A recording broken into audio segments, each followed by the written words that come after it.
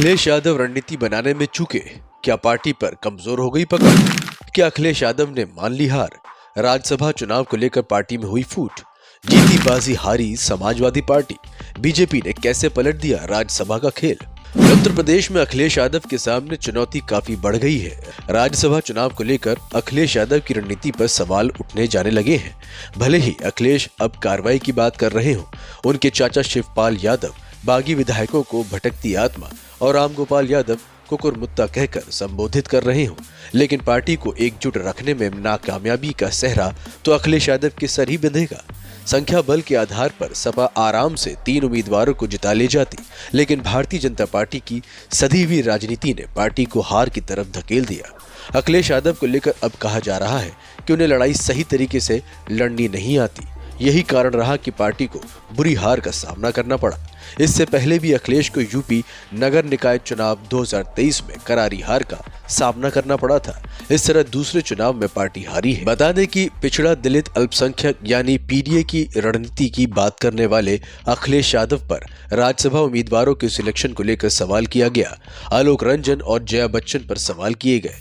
पूर्व आईएएस आलोक रंजन और film actress Jaya Bachchan से पार्टी को फायदा मिलने पर सवाल किया गया। पार्टी विधायकों को इस तरह के सवालों ने अखिलेश यादव की पार्टी पर पकड़ को सवालों के घेरे में ला दिया है। पार्टी विधायकों को एकजुट रखने को लेकर सवाल खड़े हो गए हैं।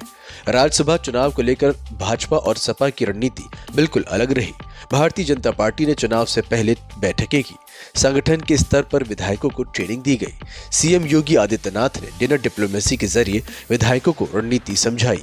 यही वजह रही कि भाजपा के 6 उम्मीदवारों को 38 वोट मिले। आरपीएन सिंह जीत के लिए जरूरी 37 वोट पाए। वहीं भाजपा के 8वें उम्मीदवार संजय सेठ के पक्ष में 29 वोट पड़े। इसके बाद दूसरी वरीयता के वोटों में भाजपा के 8वें उम्मीदवार ने बाजी मार ली।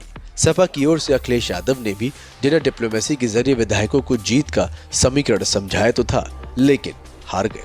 अखिलेश यादव की ओर से जया बच्चन, आलोक रंजन और रामजी लाल सुमन को वोट डालने की रणनीति समझाई गई, लेकिन उनकी ये रणनीति मीटिंग हॉल से विधानसभा के तिलक हॉल में बने वेटिंग सेंटर तक नहीं पहुंच पाई और पहुंचते पहुंचते ही बिगड़ गई। सपा उम्मीदवार जया बच्चन को 41 और रामजी लाल सुमन को 40 वोट मिले। जया बच्चन पर अखिलेश यादव का जोर था। जोर तो आलोक रंजन पर भी था, लेकिन दलित रामजी लाल सुमन पार्टी विधायकों का अधिक समर्थन पा गए। अखिलेश के विरोध में विधायक पल्लवी पटेल आखिरी समय तक खुलकर खड़ी रही। पल्लवी ने पीडीए के साथ के आलोक रंजन की जगह रामजी लाल सुमन को वोट दिया। जया बच्चन को जीत के लिए जरूरी 37 से 4 अधिक प्रथम वरीयता के वोट मिले। वहीं रामजी लाल सुमन को 3 अतिरिक्त वोट मिले। अगर ये वोट आलोक रंजन को मिले होते तो 26 वोटों तक पहुंच सकते थे वो।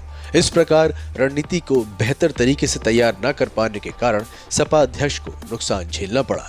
ये भी कहा जा रहा है कि कुछ विधायक अखिलेश की नजर में आने के लिए जया बच्चन को वोट देते रहे। वहीं जीतने वाले उम्मीदवारों की जीत सुनिश्चित करने के भी इस प्रकार की वोटिंग की बात कही जा रही है। Bureau report.